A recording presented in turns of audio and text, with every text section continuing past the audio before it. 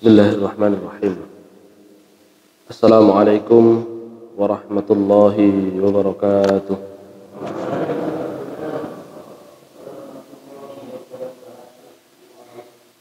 Alhamdulillahi rabbil alamin.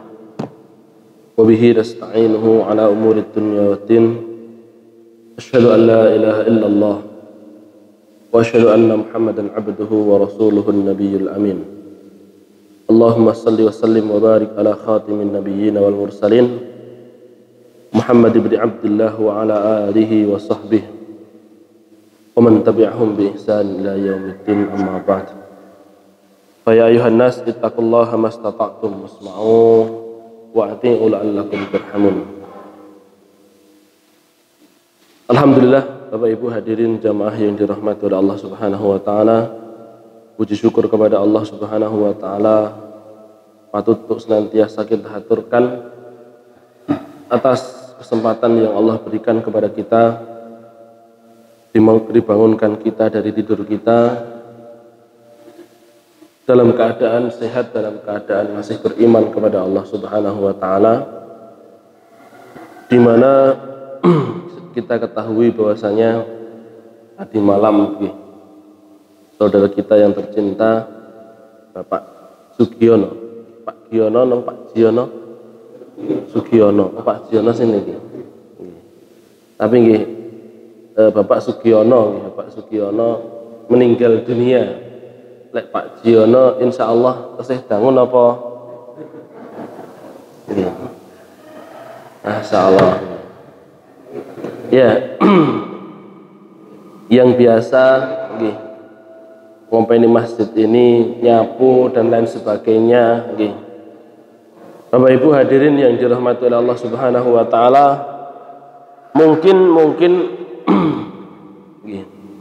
mungkin beliau bukan orang yang mulia di mata manusia, mungkin beliau bukan orang kaya, mungkin beliau juga bukan orang terpandang, tidak terhormat. Akan tetapi insya Allah di hadapan Allah Subhanahu wa taala beliau menjadi penduduk surga, dianggap mulia oleh Allah Subhanahu wa taala, insya Allah. Saya teringat jadi dengan seorang wanita sing gaweane niku tukang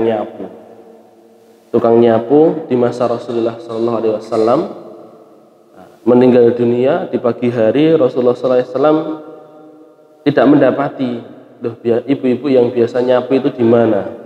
Kemudian para sahabat mengatakan, sudah meninggal ya Rasulullah tadi malam.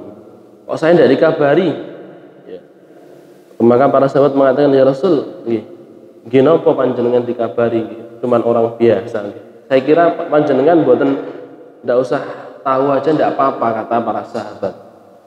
Maka Rasulullah SAW beliau bergegas datang ke kuburannya, kemudian mensolatkan sholat gaib di kuburan beliau, di kuburan wanita tersebut. Kemudian Rasulullah SAW mengatakan, sholatku akan menjadi penerang baginya di kuburan. Bapak Ibu yang dirahmati Allah Subhanahu wa taala, mungkin beliau bukan orang yang mulia, mungkin beliau bukan orang yang terpandang, akan tetapi menjadi orang yang mulia di hadapan Allah Subhanahu wa taala, menjadi orang yang terpandang di hadapan Allah, tidak perlu tenar di hadapan manusia. Jangan kemudian kita menyangka soal kemudian misalkan kita mempunyai lebih banyak harta, kita mempunyai lebih tinggi jabatan, kita mempunyai lebih banyak kemuliaan, kemudian nanti di hadapan Allah kemuliaan, jabatan, harta itu kemudian bisa datang kepada kita. Karena di kehidupan awal akhirat dimulai dengan kuburan, kita seharusnya sudah mengaca. Ketika kita mentakziah seorang dari hamba Allah Subhanahu wa taala yang meninggal sampai kuburannya, nanti kita pun juga akan kembali ke sana. Harta kita tidak kita bawa, jabatan kita tidak kita bawa, anak buah kita sebanyak apapun juga tidak akan kita bawa. Masing-masing akan membawa amal solehnya. Bapak Ibu yang dirahmati Allah, itulah kematian senantiasa hadir. Kalau kata para ulama, kalau kata seorang penyair dari Arab itu, kematian senantiasa menggelar kain kafannya. Kematian senantiasa menggelar kain kafannya. terus-menerus akan mengintai kita, bukan kita yang mendekati kematian, tapi kematian memang sudah dekat dengan kita. Apakah belum Allah Subhanahu wa taala berikan peringatan? Sudah. Saya teringat dengan ceritanya Nabi Daud. Nabi Daud itu Bapak Ibu, beliau teman bincangnya itu malaikat maut. Jadi sering sekali dikunjungi oleh malaikat maut. Loh kok sampai malaikat maut? Ya malaikat Jibril juga. Jadi beliau itu punya keahlian. Apa keahlian beliau? Keahlian Nabi Daud yang diberikan oleh Allah Subhanahu wa taala itu suara yang indah. Kalau beliau berzikir, kalau beliau membaca kitab Zabur, maka seluruh gunung bahkan juga burung-burung akan ikut berzikir. Nah, para malaikat pun juga sama. Sampai beliau itu didatangi oleh malaikat maut beberapa kali untuk kunjungan silaturahmi. Kalau kita mungkin pun keder Pak, didatangi oleh malaikat maut. Kemudian sampai malaikat maut ini bertanya kepada Nabi Daud berpesan kepada malaikat maut, malaikat maut, nanti kalau misalkan kamu mau cabut nyawa saya, tolong kamu kabari jauh-jauh hari. Iso pesen Pak, Masya Allah. Sampai ternyata Bapak Ibu yang dirahmati Allah, beberapa masa Nabi Daud tidak dikunjungi sama malaikat maut, hingga beliau beruban. Tiba-tiba dalam riwayat Imam Ahmad itu, tiba-tiba istrinya melihat di dalam rumah kok ada orang laki-laki, kok ada seorang laki-laki. Nabi Daud tahu kok bahwasanya di dalam rumahnya ada orang laki-laki. Beliau kan pencemburu, langsung diparani Pak. Terus diparani ternyata malaikat maut memakai bentuk yang berbeda. Maka Nabi Daud mengatakan, siapa kamu kok sudah berada di dalam rumah saya? Malaikat maut mengatakan, saya adalah yang tidak pernah takut dengan raja manapun, yang tidak pernah bisa disuap.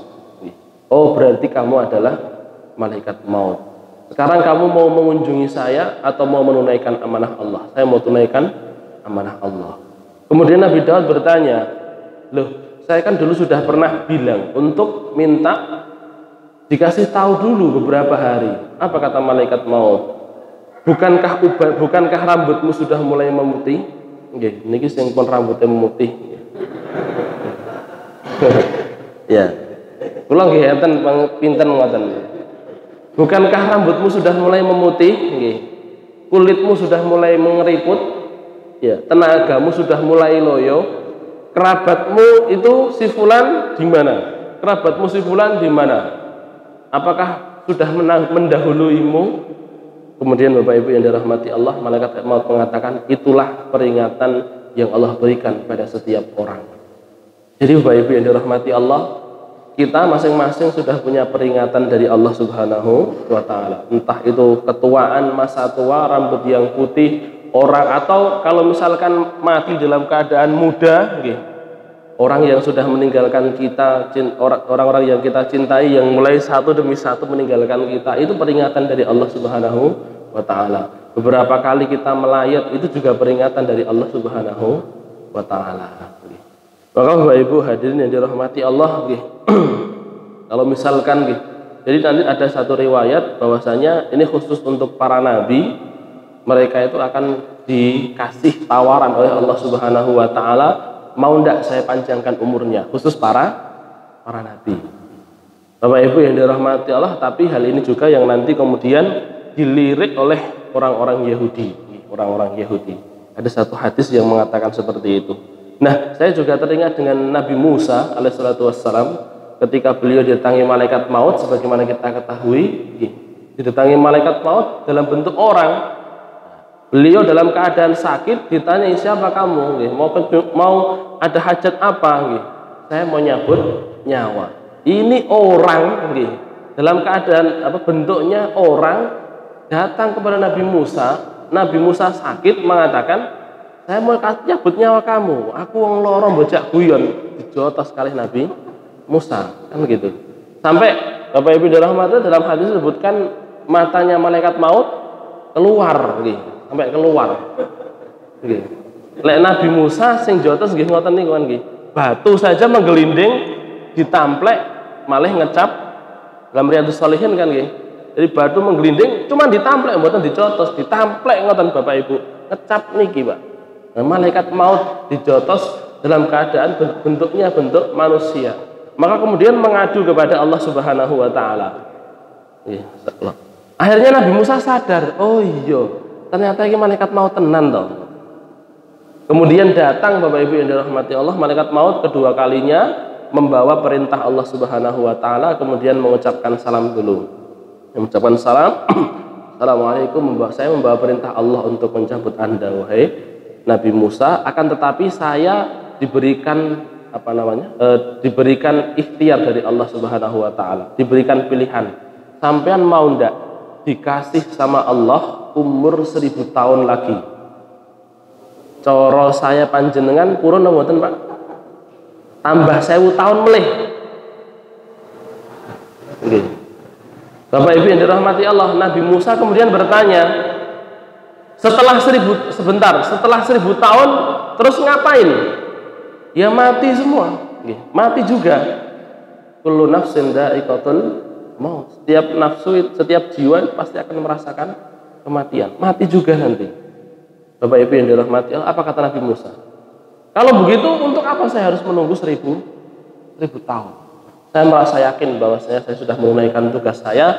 Capek saya di dunia ini, saya mau pulang saja ke rumah surga sana.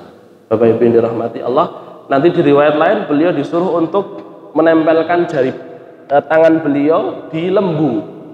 Yang menempel di situ berapa, nanti beliau dikasih umur itu. Nanti di riwayat lain tambah 1000 tahun. Tapi Nabi Musa mengatakan, nanti saya mati juga. Untuk apa saya terlalu lama di dunia ini? Insya Allah. Bapak Ibu hadirin dirahmati Allah Subhanahu wa taala, maka seperti yang tadi malam besar ketika kemudian ternyata Pak Mudin urandang teko.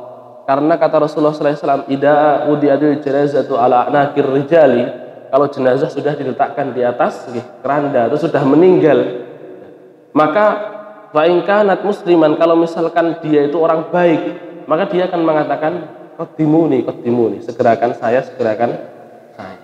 Kayaknya kita coba datang ke kuburan yo aras-arasen cegeh napa mulai kasih napa niku, silahkan siapa yang mau duduk kubur dewe terus turun yang kuburan dewe, mboten sing purun nggih.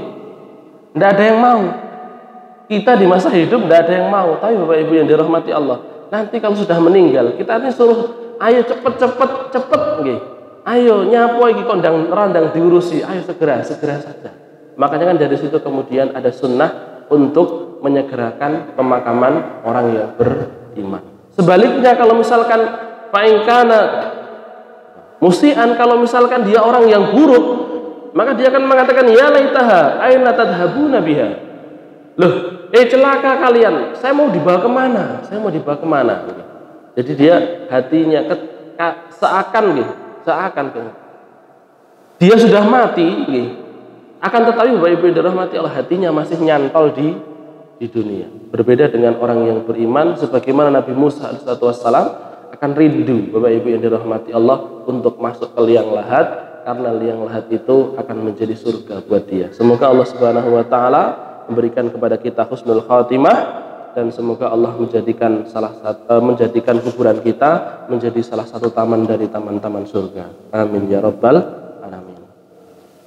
Tapi Bapak Ibu yang dirahmati oleh Allah, kita lanjutkan pembahasan kita. Napa niki pembahasan ini Pak? Kemarin kayaknya napa Pak? Bulughul Maram. Tapi sing kula betul arba'in itu napa-napa. Ya.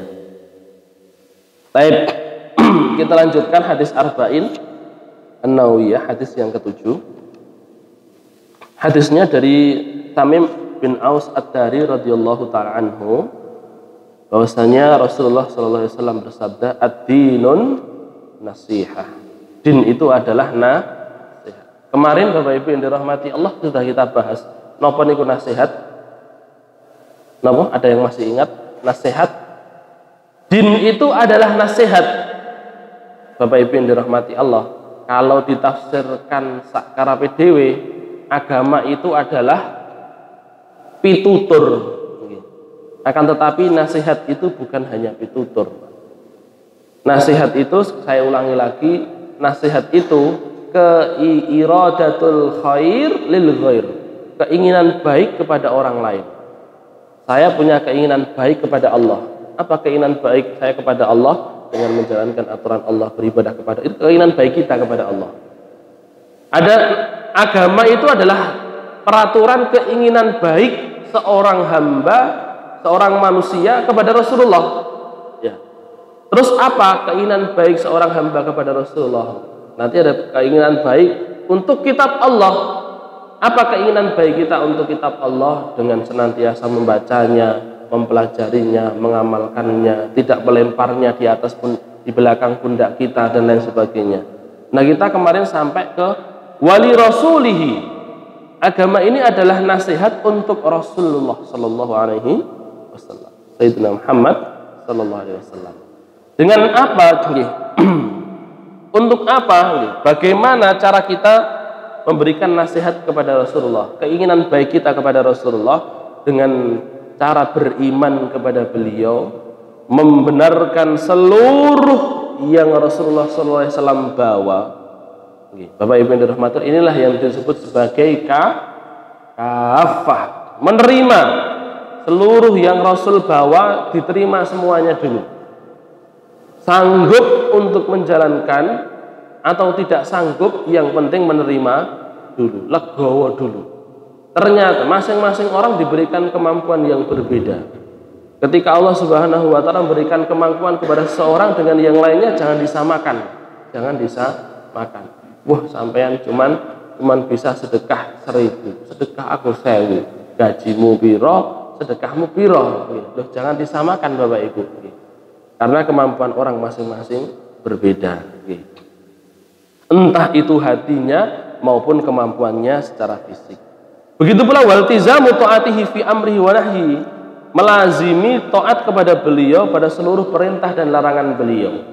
Karena bagaimanapun Rasul sudah kasih gambaran kepada kita dalam riwayat dalam Riyadhus Shalihin yang terakhir kita bahas, Rasul itu seperti menyalakan api kan, seperti menyalakan api. Kemudian hewan-hewan akan datang ke situ. Maka Bapak Ibu yang dirahmati Allah, kita pun juga sama. Rasul kasih tahu, ini loh neraka, gitu.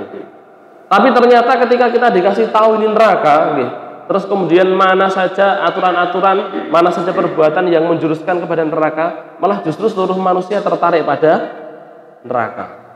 Rasulullah SAW tugas beliau menghalau. Beliau menghalau dengan sarung beliau.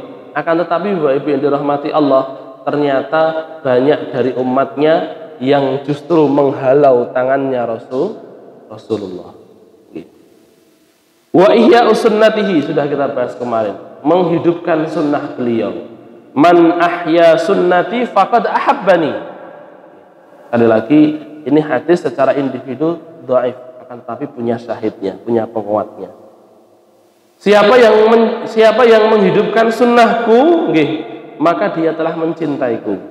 Wa man ahabbani kana ma'iya fil jannah. Siapa yang mencintaiku, maka Bapak Ibu yang dirahmati Allah, dia akan bersama denganku di surga nanti. Kita sudah kasih bahas kemarin, saya kasih Rasul kasih contoh kalau makan itu selesai makan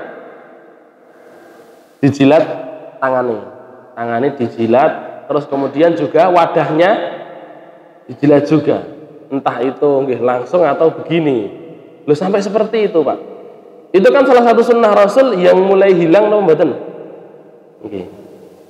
Cara lek ngamalke ngoten niku napa boleh niku pas buhan wantun napa wantun, Pak? Ora wantun. Waduh, darani laku sen nggih. Sok kaya ngono. Tapi Bapak Ibu yang dirahmati Allah Subhanahu wa taala, itu menunjukkan nggih, memang itulah sunnah Rasulullah seperti itu nggih. Dientek neting. Sampai kan kata Rasulullah kalau misalkan ada sak puluhan, Bapak Ibu yang dirahmati Allah, lek sak cuwil kan gede. Niki sak puluhan lek sego, Pak. Nasi. Kemudian jatuh kata Rasulullah, fal yumitu min ada, maka hendaklah dia ambil terus kemudian dihilangi kotoran-kotorannya. Masyaallah. Sampai aslinya seperti itu, Bapak Ibu. Roti, mangan roti jiglok. Kalau kula panjenengan jiglok teng pas maem teng restoran ngoten nggih, jatuh diambil napa ditek-itek pisan. Gen ra ketok wong ngoten nggih. Kerupuk ya Masya Allah, kita punya bawa kerupuk ngoten nggih pas lagi napa niku pas lagi buuhan maem kerupuk jatuh kerupuknya.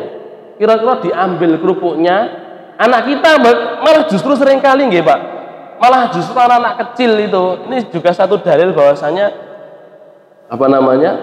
Kullu maulidun yuladu 'alal fitrah nggih. 'Alal fitrah.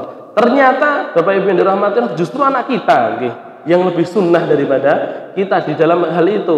Jatuh, anak-anak langsung ngambil, ibunya kotor nggih Bu.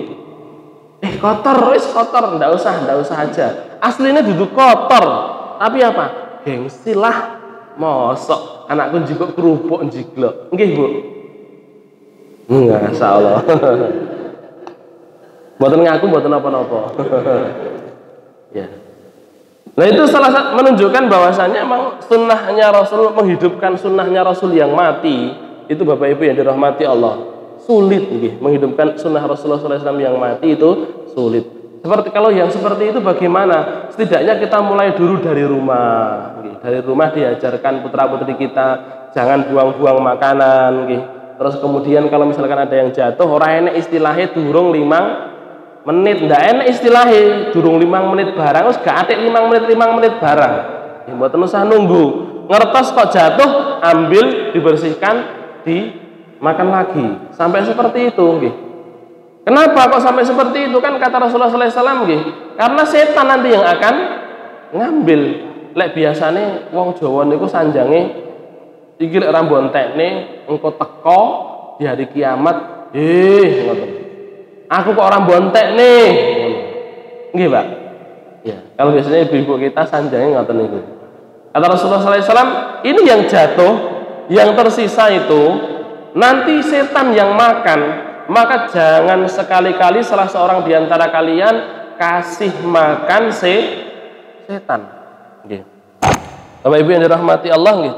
Itu salah satu contoh saja sunnah Rasulullah SAW. Yang bahkan kita sendiri gengsi juga untuk menghidupkan sunnah ini. Maka kita harus secara bertahap Bapak Ibu, mulai dari keluarga kita, di dalam rumah, terus kemudian lepas ngaji ngeten iki ada makanan jangan dibuang-buang, dihabiskan dan lain sebagainya. Mumpung ada komunitasnya, mungkin lek panjenengan pas di luar nggih, Masya Allah, izin nggih izin.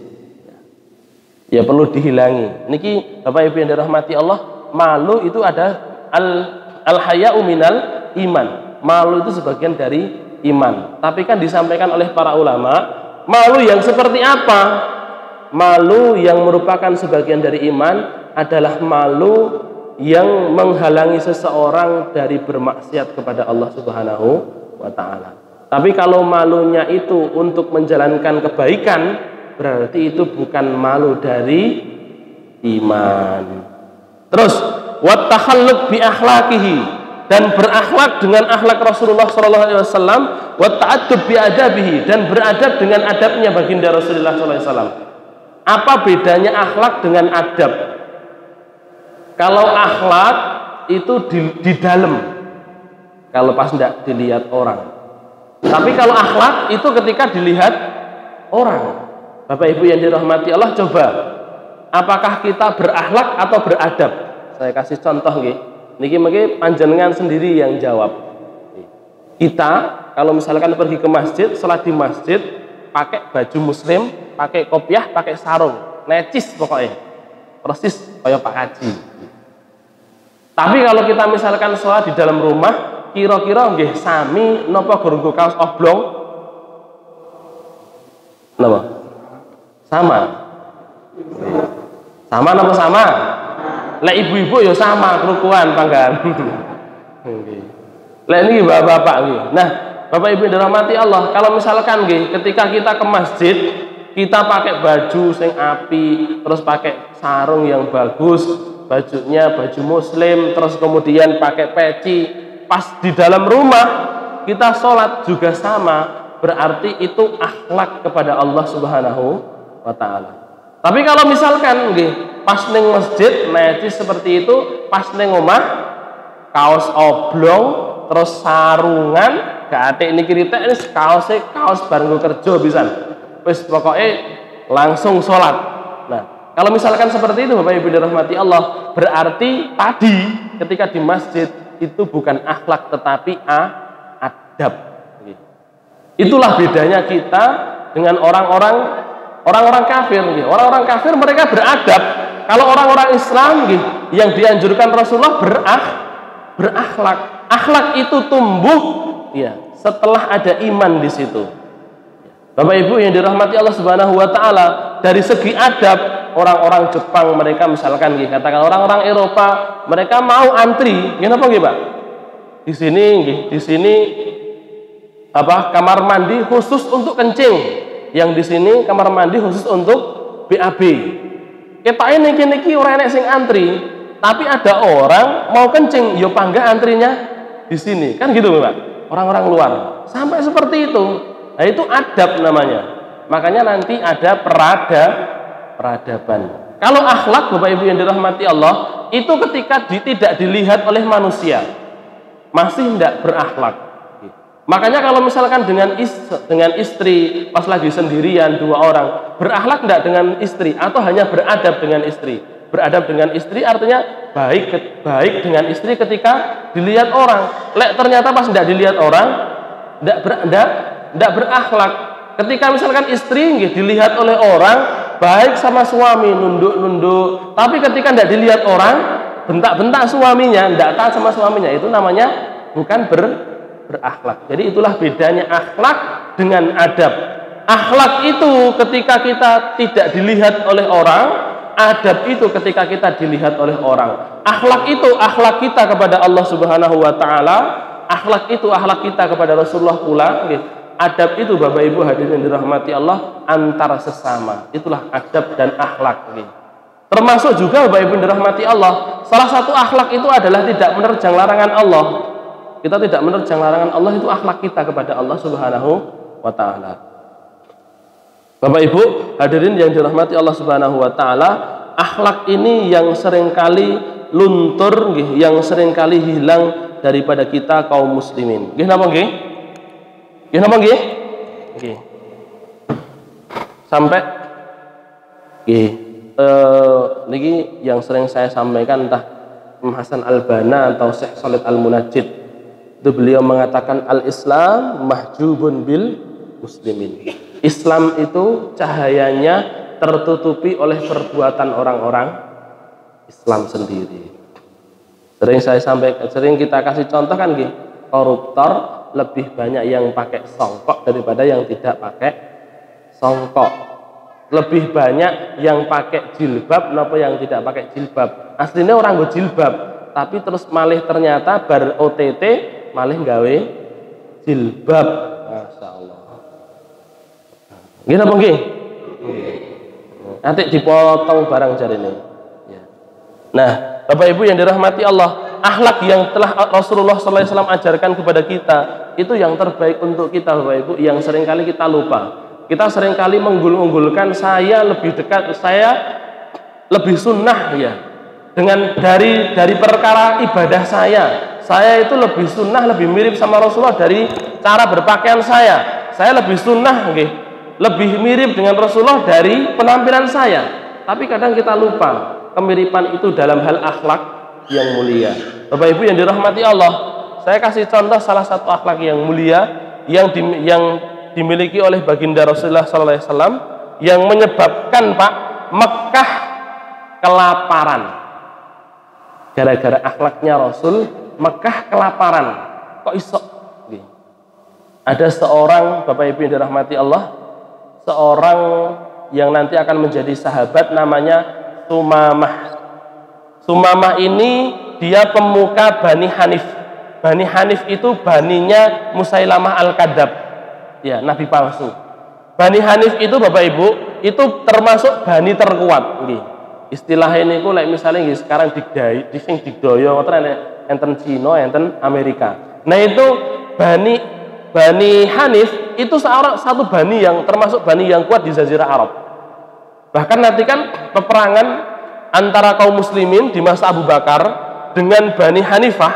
Bani Hanifah itu yang kemudian dipimpin oleh Musailamah Al-Kadzab, itu kan nanti kan menimbulkan banyak korban dari kalangan para sahabat, bahkan para hafid Quran itu habis, Pak. Sekitar 70 orang hafid Quran dari kalangan para sahabat meninggal semua. Akhirnya kemudian menjadikan Abu Bakar As-Siddiq menulis Al-Quran. Pertama kali Abu Bakar, kemudian nanti di masa Utsman diperbarui lagi. Nah, Bapak Ibu yang dirahmati Allah, Sumamah juga begitu. Ketika Rasulullah SAW beliau korespondensi, kirim surat kepada beberapa raja-raja, Raja Romawi, Raja Kisra, termasuk rajanya Bani Hanifah. Siapa yang dikirimkan? Sumamah, Pak. Sumamah. Waktu itu dia menjadi kepala sukunya. Ya. Kemudian Bapak Ibu yang dirahmati Allah, ketika surat Rasulullah SAW sampai, dia merasa Mekah sama Madinah, orang-orang Quraisy itu hanya segini dibandingkan Bani Hanifah, cilik guran. Maka dia tutup, Pak, telinganya, tidak mau dengar sabdanya Rasul nopo sing di surat itu. Jadi di depan utusan ditutup kupingnya. Ya. Kemudian Bapak Ibu dirahmati Allah, karena mangkel, maka dia katakan kepada sukunya, sekarang kita harus bunuh Muhammad. Harus bunuh Muhammad. Akhirnya ada upaya Bapak Ibu untuk membunuh Rasulullah SAW. Bahkan dia sempat menangkap beberapa orang sahabat, kemudian disiksa, dibunuh, Pak. Sampai Rasulullah SAW beliau mendeklarasikan ini Sumamah itu halal darahnya. Kalau misalkan nanti kan ketika dideklarasikan halal darahnya, Fathu Mekah, Pak, itu siapa yang sudah dideklarasikan halal darahnya ya harus dibunuh, karena terlalu besar, ya, terlalu besar permusuhan dia dengan Islam, terlalu besar gangguan yang dia lakukan terhadap orang Islam. Jadi Bapak Ibu dirahmati Allah, hukum Islam nanti ini orang harus dibunuh, enggak kemudian sembarangan ini musyrik terus kemudian dibunuh. Enggak semua orang kafir itu kita bunuh. Di sana ada kafir dhimmi, terus kafir muahad dan kafir harbi. Kafir dhimmi, dari kafir dhimmi dulu. Kafir dhimmi adalah kafir yang berada di perlindungan orang Islam. Ada misalkan negara Islam atau negara pemerintahan Islam, terus kemudian di situ misalkan katakanlah ada kerajaan Islam Arab Saudi. Di Arab Saudi ada orang-orang kafir. Nah, mereka berada di bawah perlindungan Arab Saudi misalkan. Ya, terus kasih pajak ke Arab Saudi, nanti ada jizyah di sana. Maka orang-orang yang ada di sana tidak boleh dibunuh sembarangan. Terus nanti juga ada kafir muahad, kafir yang ada perjanjian dengan kita. Contohnya siapa? Kalau di masa kita, ya kafir yang ada di Indonesia ini. Orang-orang non-muslim yang ada di Indonesia ini ada perjanjian dulu, founding father kita untuk membangun negara ini. Nah, Bapak Ibu yang dirahmati Allah, maka tidak boleh dibunuh orang-orang kafir yang ada di Indonesia ini karena ada perjanjian dengan kita, perjanjian damai. Maka tidak ada dalam Islam, Bapak Ibu yang dirahmati Allah, orang napa niku bawa bom ngerti-ngerti mlebu gereja mboten enten. Nanti ternyata dicari-cari orangnya gila. Nggih, Pak. Ya, Bapak Ibu yang dirahmati Allah, dalam ajaran Islam itu tidak ada. Nah, yang baru boleh dibunuh itu hanyalah orang kafir harbi. Harbi itu artinya harb itu artinya perang. Jadi niki wong kafir tapi senengane gur merangi wae orang-orang muslim. Seperti misalkan orang-orang OPM nyerang negara kita, orang-orang muslim pun juga dibunuh. Maka yang dicari itu ya orang-orang OPM-nya saja. Jangan kemudian orang Papua tinggal di Surabaya terus dibunuh, tidak boleh. Jadi hanya orang-orang kafir yang mereka itu memerangi Islam yang boleh dibunuh dalam Islam. Tidak semuanya boleh dibunuh. Akhirnya Bapak Ibu yang dirahmati Allah, suatu kali Sumamah ini berangkat untuk pergi umroh, Pak. Dari Bani Hanifah ke situ itu melewati sekitar Madinah. Ternyata ada sekelompok sahabat sedang patroli. Akhirnya, iki ada dari Bani Hanifah ini, dicekel, Pak. Dicekel. Ditawan, dibawa kepada Rasulullah SAW. Mereka tidak tahu kalau di dalamnya itu ada Sumamah. Jadi keputusan Allah, takdir Allah Subhanahu wa taala, walaupun Rasul mengatakan Sumamah itu halal darahnya, ketemu ning diwe dibunuh aja tidak apa-apa. Karena terlalu besar gangguannya, sekali lagi terlalu besar gangguannya kepada umat Islam. ndodro. Mriki nggih ndodro, Pak. Wis ndodro. Wis terlalu parah. Datang Bapak Ibu yang dirahmati Allah. Rasul bertanya, ini kan takdir Allah Subhanahu wa taala, ternyata orang ini tidak tahu yang menangkapnya. Para sahabat yang menangkap tidak tahu Sumamah sing kaya ngopo. Padahal di situ ada Sumamah, Pak. Dibawa di hadapan Rasulullah, ya Rasul, kita menawan dari Bani Hanifah yang biasa ganggu Rasulullah SAW. Maka Rasul mengatakan, sampean tahu enggak yang ada di situ itu ada siapa? Ini loh, orang ini loh, ditunjuk, Pak. Sampean tahu ini siapa? Para sahabat mengatakan, saya enggak tahu. Ini Sumamah, orang yang senantiasa mengganggu kaum muslimin. Bapak Ibu yang dirahmati Allah, apa yang kemudian dilakukan Rasulullah? Rasul tidak nyiksa, Rasul tidak bunuh, tapi Rasul mengatakan kepada para sahabat, ini orang-orang ini ditawan saja di pojokan masjid, diikat di situ. Di riwayat lain nanti di dekat tiangnya masjid, ikat saja di situ. Siapa yang punya makanan enak, bawa ke sini, kasih makan tawanan kita. Dari situ semua mulai kaget. Kita kalau mau tawan orang, disiksa, tidak usah kasih makan barang. Ini Rasulullah SAW yang paling saya benci, itu ternyata tawan saya, terus kemudian dikasih makan. Para sahabat yang punya makanan enak, bawa ke sini, dikasih daging kambing dan lain sebagainya. Akhlak dari yang diajarkan oleh Rasulullah Shallallahu Alaihi Wasallam. Terus kemudian supaya apa kok ada di masjid? Tawanannya di masjid, Pak. Supaya ini Sumamah ini tahu, oh kalau misalkan Rasul sedang sholat, kaum muslimin sedang sholat, biar bergetar gitu loh hatinya. Datang Rasulullah SAW satu kali, hey Sumamah, piye kabarmu? Apa kata Sumamah? Muhammad, saya ini adalah kepala suku Bani Hanifah. Lek sampean mau bunuh saya, maka ada banyak orang yang siap menyerbu Mekah, menyerbu Madinah. Tapi saya juga orang yang mudah berterima kasih. Lek sampean mau lepaskan saya, maka saya akan berterima kasih dengan sesuatu yang mungkin tidak pernah kamu pikirkan. Tidak digagas sama Rasulullah, Pak. Kemudian di kali yang kedua datang lagi Rasulullah SAW. Maka Sumamah mengatakan hal yang sama. Kali yang ketiga hal yang sama. Ijek diopeni terus, Pak.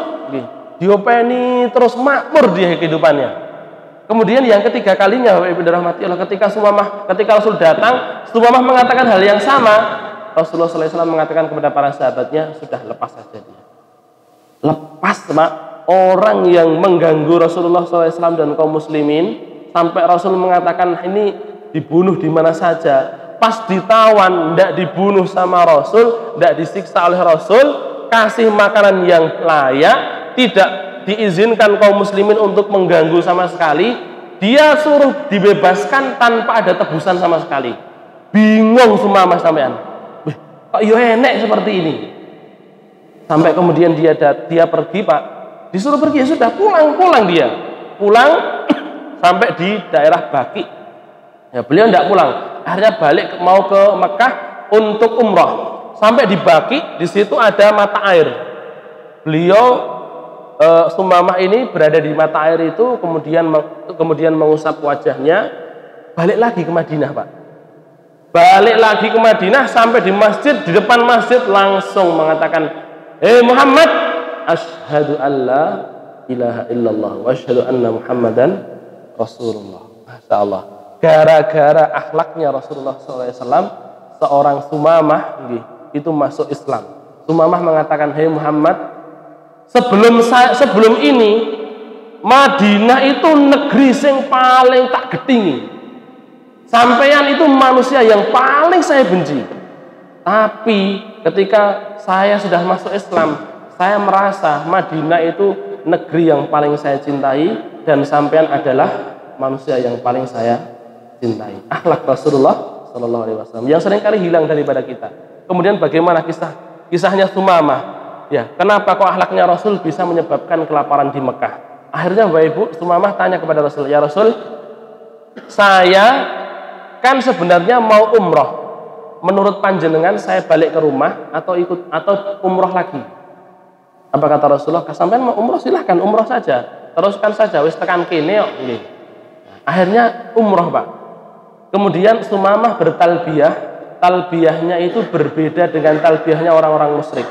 Jadi talbiyah di zaman orang Arab jahiliyah itu ada kesyirikannya di situ. Sumamah Pak perintahkan kepada orang yang tadi ditawan tuh, teman-teman yang ditawan anak buahnya, perintahkan ayo kita talbiyah banter gak koyo talbiyah orang-orang Arab jahiliyah. Maka beliau bertalbiyah Bapak Ibu yang dirahmati Allah, dari kan beliau bertalbiyah sampai di hadapan orang-orang musyrik, dibanter nih Pak. Di sini ada Darun Nadwah. Darun Nadwah itu satu bangunan yang biasa digunakan untuk perkumpulan pemuka-pemuka Quraisy. Dibanter nih. Loh, iki Sumamah nyapo iki? Kok ternyata sudah talbiyahnya beda. Maka Bapak Ibu yang dirahmati Allah, Sumamah ditanyai, loh, sampean kok talbiyahnya berbeda dengan biasanya? Apa kata Sumamah?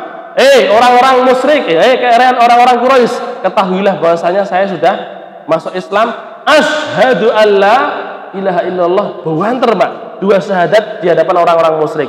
Maka seluruh pemuda-pemuda Makkah itu mereka bawa busur Pak, dihujani pakai anak panah. Sing nggawa pedang nggih, dipedang Pak nggih, diparani, wis ame diparani. Tiba-tiba pemuka Quraisy sing pun sepuh-sepuh menghardik anak-anak muda. Cah nom-nom kan pokok main jak gelut ngono. Lek cah nom kan ngoten nggih Pak. Ini orang pemukanya mengatakan, sik, le, sebentar. Sampean tahu ndak ini siapa? Kok sakarepe dhewe manahi wong? Lah sapa iki? Ini Sumamah loh, Sumamah ini dia. Sumamah itu rajanya Bani Hanifah. Bani Hanifah itu yang memasok gandum kepada kita orang-orang Mekah. Ngoten. Jadi di Mekah Bapak Ibu dirahmati Allah, Mekah itu bukan kota tani. Kalau Madinah kota tani, itu pun di Madinah yang tumbuh di sana itu kurma. Gandum itu harus didatangkan dari luar, Pak. Lah, yang memasok Mekah dan Madinah itu Bani Hanifah. Bapak Ibu yang dirahmati Allah, sampai rasa sembarangan sudah. Terus kemudian ada dialog di sana, ternyata ya sudah, Sumamah mengatakan saya sudah masuk Islam.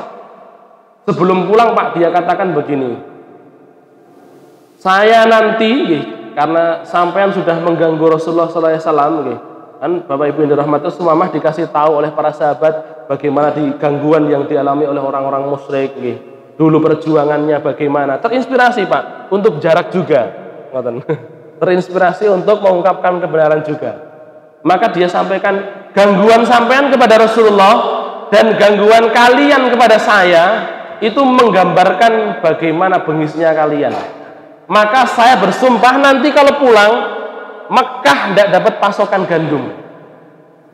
Bapak Ibu yang dirahmati Allah, bener Pak, pulang Pak, dia sampaikan Mekah jangan dikasih gandum.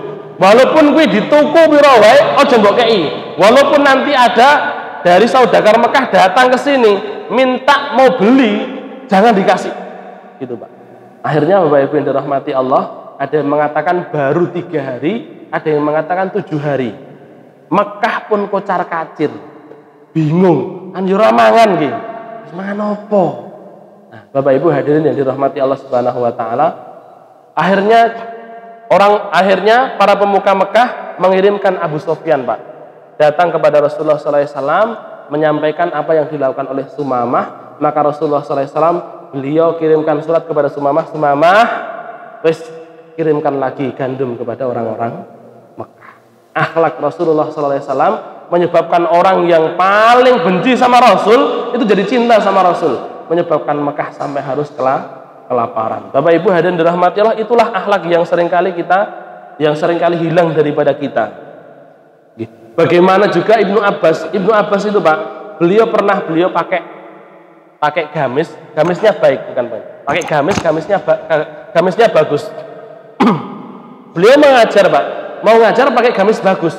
Tiba-tiba ada seseorang narik gamis beliau. Orang dengki Pak, dia mengatakan, Ibnu Abbas, sampean itu kan anak pamannya Rasulullah. Sampean anak pamannya Rasulullah, ulama yang mulia. Kenapa kok pakai baju bagus? Namanya orang dengki Pak. Namanya orang dengki. Apa yang kemudian dilakukan oleh Ibnu Abbas? Ditarik-tarik, dicela Pak, dicela terus-menerus. Bapak Ibu yang dirahmati Allah, Ibnu Abbas hanya diam saja. Padahal di situ ada murid-muridnya, karena gurunya tidak bereaksi. Murid-muridnya nggih mboten bereaksi. Cara panjenengan nggawa sepeda motor, Pak, dicegat, dicekeli.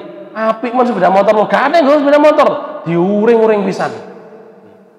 Bapak Ibu yang dirahmati Allah, ternyata setelah selesai Ibnu Abbas mengatakan, sudah selesai? Sudah. Apa yang kemudian Ibnu Abbas sampaikan? Ya sudah, kalau begitu beliau copot gamisnya Pak, dikasih ke orang itu. Dikasih ke orang itu. Orang ini apa? Ya malu. Akhirnya jadi muridnya Ibnu Abbas. Ya, seperti tadi nggih, panjenengan di jalan dicegat wong, wah montore apik, diuni-uni, di motor apik, Pak. Mosok ustaz tok montore anyar. Ayo, nyapo ae kon. Engko gek makan barang yang haram, dan sebagainya. Piye iki ustaz ngene? Bapak Ibu yang dirahmati Allah. Terus montore dicopot, jenengan turun, kasih kontaknya, nyopak untuk sampean. Kira-kira begitu loh, Mboten? Wah, jak gelut iki. Jak gelut. Ya, Bapak Ibu yang dirahmati Allah, ayatnya gara-gara itu ternyata dia jadi muridnya Ibnu Abbas radhiyallahu taala anhu. Sikap-sikap yang dilakukan oleh para nabi, akhlaknya para nabi yang kemudian ditiru oleh para salafus saleh yang seringkali hilang daripada kita. Kemudian juga wa mahabbatu alu baitihi wa ashabihi, dan termasuk daripada haknya Rasulullah SAW yang harus kita tunaikan, kebaikan yang harus kita berikan kepada Rasulullah SAW, niat baik kita kepada Rasul itu adalah mencintai ahlul baitnya. Dalam manhajnya ahlus sunnah itu cinta ahlul bait itu ada, cuman seringkali diselintir, diselewengkan oleh orang-orang Syiah. Orang-orang Syiah mereka terlalu cinta, bahkan sampai mendewakan ahlul bait. Tapi ahlul bait sing sebagian tok. Aisyah radhiyallahu taala anha, ibunda kita, dapat celah dari orang-orang Syiah. Tapi kalau Ali radhiyallahu taala anhu bersama dengan anak turunnya malah justru dituhankan kan nggih. Salah satu bahkan dalam kitab Asy-Syiah saya lupa nama kitabnya nih. Mereka kalau adzan itu Pak, bukan hanya asyhadu alla ilaha illallah, asyhadu anna muhammadar rasulullah, tapi tambah satu Pak, asyhadu anna aliyan. Jadi asyhadu anna muhammadar rasulullah dihilangi, asyhadu alla ilaha illallah, kemudian wa asyhadu anna aliyan. Jadi Ali menggantikan nama Rasulullah sallallahu alaihi wasallam. Terlalu mendewakan, bahkan sampai menuhankan Ali radhiyallahu taala anhu. Bagaimana mahabbah kita dengan ahlul bait? Bapak Ibu yang dirahmati Allah, ahlul bait itu siapa saja? Ahlul bait itu anak istrinya Rasul dan keturunannya. Ya, anak istrinya Rasul dan keturunannya. Terus kemudian keturunannya Ja'far bin Abdul Muthalib, keturunannya Al-Haris bin Abdul Muthalib, Ja'far bin Abi Thalib, keturunannya Aqil bin Abi Thalib, keturunannya Abbas. Abbas itu putranya ayahnya Ibnu Abbas, dan keturunannya itu ahlul baitnya Rasulullah SAW. Kita hormati mereka, kita cintai mereka karena cinta kita kepada Rasulullah Sallallahu Alaihi Wasallam. Bapak Ibu hadirin dirahmati Allah, itulah nasihat untuk Rasulullah SAW dalam agama kita. Wali a'immatil muslimin, dan untuk a'immah itu pemimpin kaum muslimin. Wulatu umurihim, yaitu adalah para orang-orang yang dipasrahkan urusannya kaum muslimin. Amir-amir kita. Siapa amir-amir kita Bapak Ibu yang dirahmati Allah? Pemimpin-pemimpin kita, pemimpin kaum muslimin, sekali lagi pemimpin dari orang beriman, untuk orang beriman dan oleh orang beriman. Dia dari kalangan kaum muslimin, dipilih oleh kaum muslimin dan untuk kemaslahatan kaum muslimin. Apa yang kemudian kita lakukan? Entah itu menolong mereka dalam kebaikan, dan juga Bapak Ibu dirahmati Allah, wa ilamhim bima ghafalu anhu, dan juga kasih peringatan, kasih nasihat kalau misalkan mereka terlalu melenceng. Dan ini Bapak Ibu yang dirahmati Allah Subhanahu wa taala yang sulit nggih. Bahkan begitu pula untuk pemimpin-pemimpin kita. Ya. Kalau misalkan ada orang dia punya jabatan, kok ternyata diingatkan tidak semua orang itu bisa menerima peringatan tersebut. Bapak Ibu yang dirahmati Allah, muru'ah dalam Islam. Muru'ah ini apa? Harga diri. Wah, saya harus punya harga diri. Bapak Ibu, misalkan ada orang marah-marah ke kita, marah-marah ke kita, menghina kita, kira-kira supaya harga diri kita itu terjaga, ngapain Pak? Membela, gampar, wajah gelut, ribon. Ya, ego kita kan yang naik gitu. Saya punya harga diri, sampean teko-teko sak karepe dhewe, peh mungkin punya kekuasaan terus marah-marah. Saya punya harga diri. Bapak Ibu yang dirahmati Allah Subhanahu wa taala, muru'ah dalam Islam, harga diri dalam Islam itu tidak didapatkan dengan ego, dengan marah-marah atau justru membalas orang yang menzalimi kita. Seperti tadi kan Rasulullah SAW itu muru'ah sejati seperti itu. Rasul diganggu, tapi Rasulullah SAW malah justru tidak mengganggu, memaafkan. Bapak Ibu yang dirahmati Allah, saya teringat dengan kisahnya Atok. Cerita meneh nih. Monggo silakan diunjuk riyen, mungkin lek ngantuk. Ngantuk nggih. Monggo diunjuk riyen.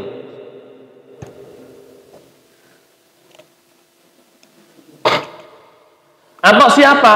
Atok ini Atok Ibnu Abi Robah, seorang ulama dari kalangan tabi'in, tapi tabi'in junior. Nah, Atok bin Abi Robah itu Pak, dia orangnya kulitnya itu hitam pekat, bahkan nanti sampai itu diriwayatkan seperti gagak Pak. Jadi wireng tenan. Mungkin panjenengan sing nate haji niku ningali tiap napa saudara-saudara kita dari orang-orang Afrika nggih, ireng tenan nggih Pak. Hitamnya hitam beneran. Nah, Bapak Ibu yang dirahmati, kaya kula berarti untuk terselamatkan Siti. Nah. Niki orangnya hitam Pak, hitam pekat, terus mboten lemu, kurus orangnya. Hitam, kurus, terus kemudian maaf matanya agak napa niku juling. Yang sebelah itu agak jadi cacat intinya. Kakinya itu napa panjang sebelah. Masya Allah, kakinya panjang sebelah, matanya cacat Pak. Tapi Bapak Ibu yang dirahmati Allah, beliau itu punya wibawa yang begitu besar. Ada dua kisah. Namanya Sulaiman bin Marwan bin Abdul Malik. Sulaiman bin Abdul Malik ini seorang khilafah yang tahu bagaimana kedudukannya para ulama. Khalifah ini Pak datang pergi ke Mekah untuk haji. Dengan pengawal-pengawalnya datang dirikan tenda besar di situ. Ning celak Ka'bah Pak. Ya, di dekat dengan Ka'bah. Tapi agak menjauh supaya tidak mengganggu orang-orang yang sedang tawaf. Dirikan tenda di situ megah. Orang tidak bisa sembarangan masuk ke situ. Bapak Ibu yang dirahmati Allah, khalifah ini mau tawaf Pak. Selesai tawaf, dia tahu di situ ada majelisnya Atok bin Abi Robah, maka beliau datang ke situ. Datang menemui, Assalamualaikum ya Abu Muhammad. Kalau tidak salah kunyahnya Atok itu Abu Muhammad. Abu Muhammad atau Abu Muhammad. Assalamualaikum ya Abu Muhammad. Kemudian dijawab sama Atok. Atok waktu itu sedang kasih fatwa juga Pak, waktu haji. Jadi sampai nanti khalifah itu mengumumkan, kalau kalian mau tanya tentang haji, jangan tanya orang lain kecuali 5 orang, salah satunya itu Atok bin Abi Robah. Tidak sembarangan orang boleh berfatwa tentang haji waktu itu. Nah, Bapak Ibu yang dirahmati Allah, maka khalifah ini datang, mengucapkan salam, dijawab sama Atok dengan pengawal-pengawalnya. Ya. Orang-orang minggir Pak, yang mau minta fatwa itu sampai minggir semua. Dia datang, itu bukan hanya presiden, tapi lebih daripada itu, karena kekuasaannya kalau presiden itu kan satu negara. Kalau dulu khalifah itu sepertiga dunia. Jadi tinggi, kekuasaannya besar. Datang ke situ mengucapkan salam, terus kemudian mengatakan, wahai Atha, wahai Abu Muhammad, saya mau meminta fatwa, saya mau bertanya sesuatu. Atha bertanya, wahai Khalifah, jenengan mau tanya perkara tentang umat atau perkara pribadi? Minta fatwa iki ditekoki, Pak. Sing arep mbok tekone perkara pribadi apa umat? Apa kata Khalifah? Perkara pribadi. Oh, kalau begitu wahai Khalifah, silahkan Anda mengantri. Khalifah, Pak, nggih. Ibaratnya presiden ameh ketemu kiai. Sapa ketemu kiai? Oh, kiai. Pak Presiden silahkan mengantri, Pak Presiden. Nah, Pak Presiden silahkan mengantri. Nanti kalau orang-orang sudah masuk, antriannya panjenengan nomor berapa, silahkan masuk. Presiden, Pak. Khalifah disuruh ngantri.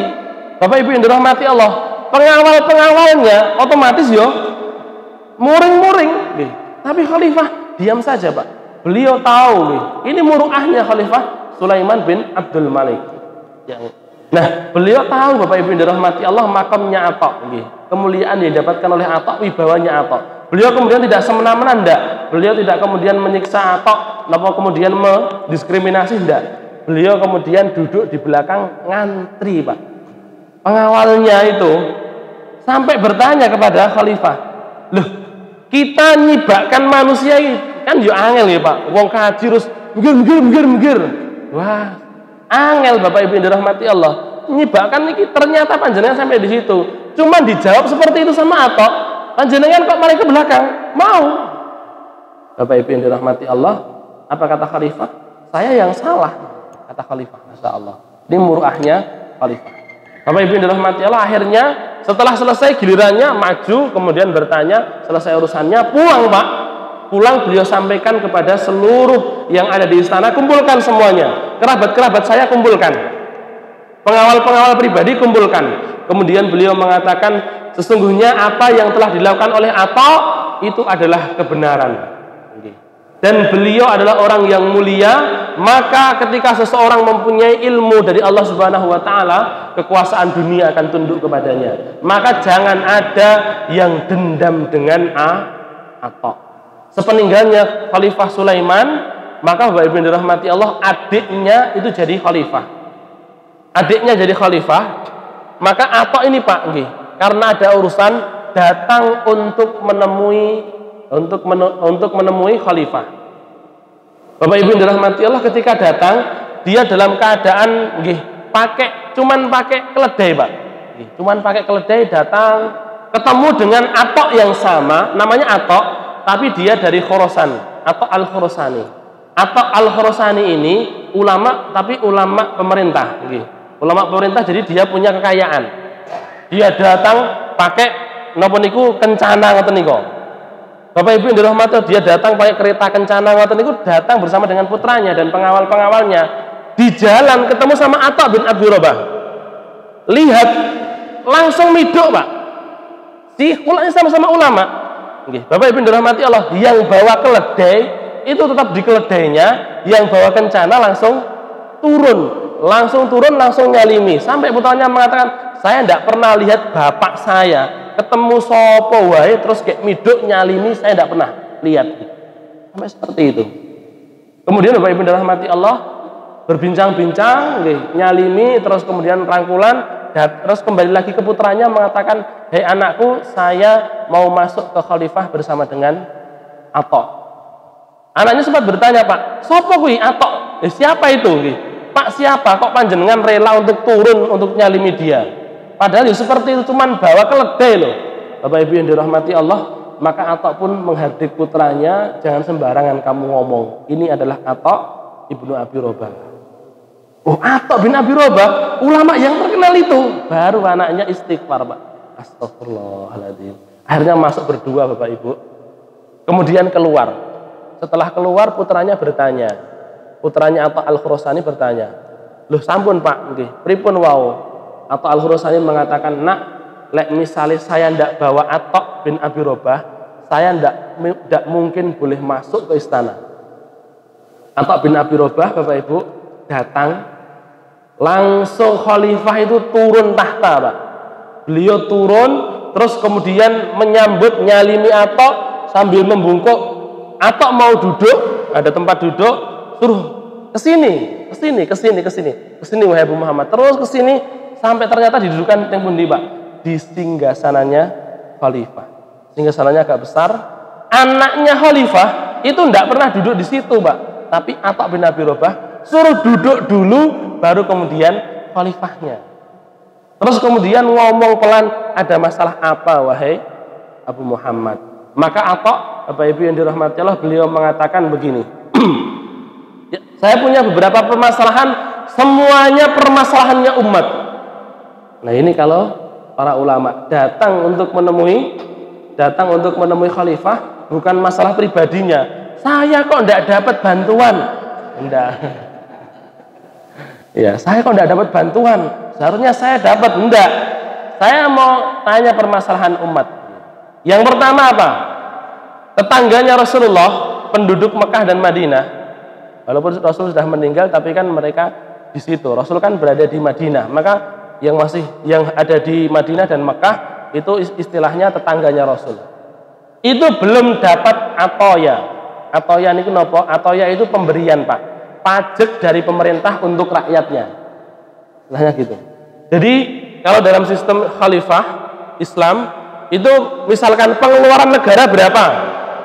Kok sudah tertutup, masih ada sisa, maka akan dibagi-bagikan ke rakyat. Buatan enten istilahnya pajak, buatan enten.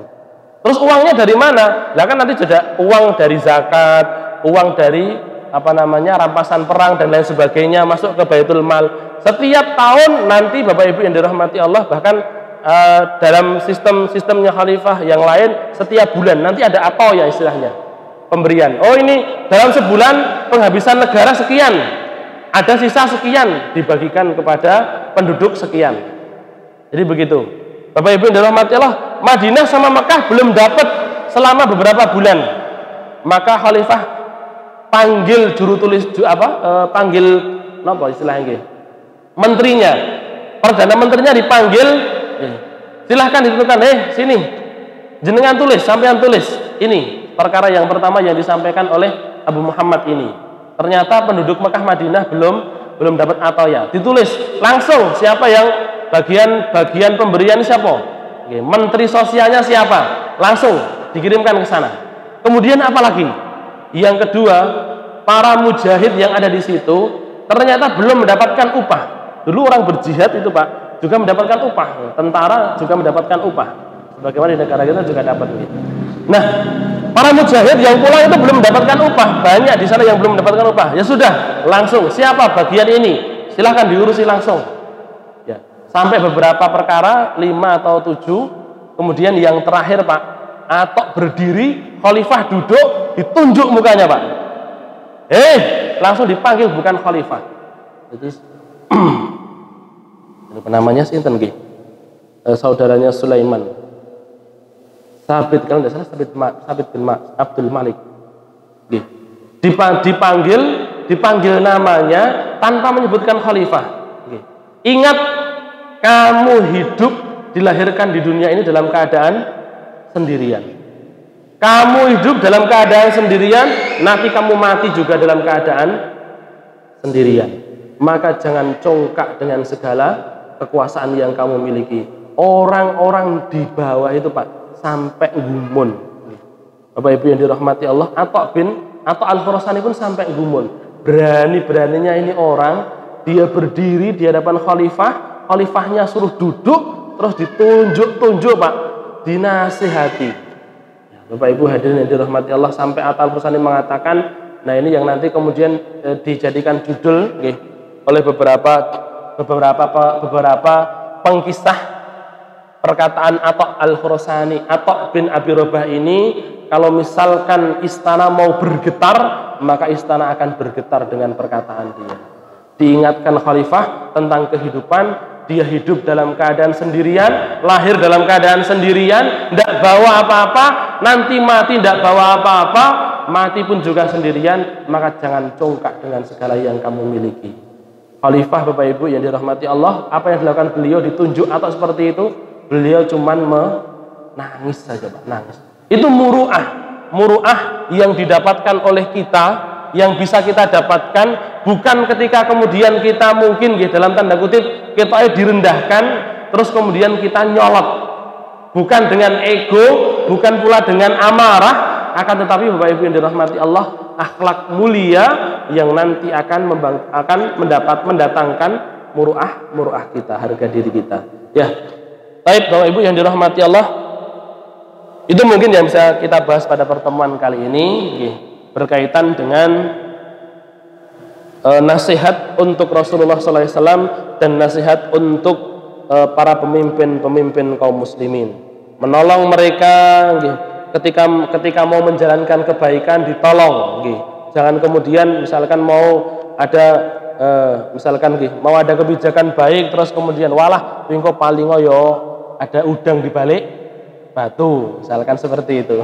Ini mesti ada maunya itu. Nah, kalau misalkan ada kebijakan baik, maka Bapak Ibu dirahmati Allah, kita tolong para pemimpin kita untuk menjalankan kebijakan tersebut. Tapi kalau misalkan ada kebijakan yang buruk, maka kewajiban kita adalah untuk mengingatkan para pemimpin kita.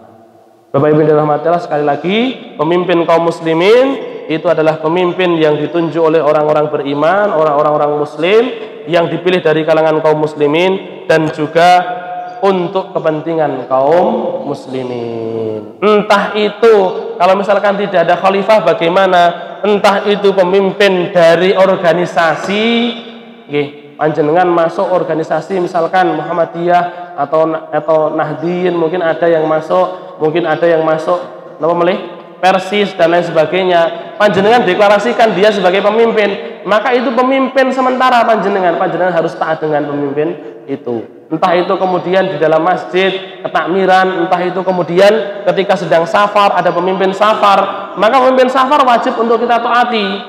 Kalau misalkan salah ya ditegur, kalau misalkan mau berbuat baik butuh pertolongan ya kita tolong. Itulah Bapak Ibu yang dirahmati Allah, dalam kehidupan kita kaum muslimin, apa yang telah dianut oleh para ulama kita itu bukan hanya sunnah tetapi juga ahlus sunnah wal jamaah. Ya, baik. Mungkin ada yang mau ditanyakan? Cukup? Alhamdulillahirabbil alamin. Insyaallah masuk semua nggih. Amin. Masih kalih kriep-kriep ngeten nek biasane tiang jenius niku kalih kriep-kriep ono malah mlebu kabeh. Mlebu mbuh engko lek metu meneh. Nggih. Baik. Kita cukupkan sampai sekian dulu. Qul qouli hadza astaghfirullah li wa lakum walhamdulillahirabbil alamin. Rabbana taqabbal minna innaka antas samiul alim wa tub alaina innaka antat tawwabur rahim.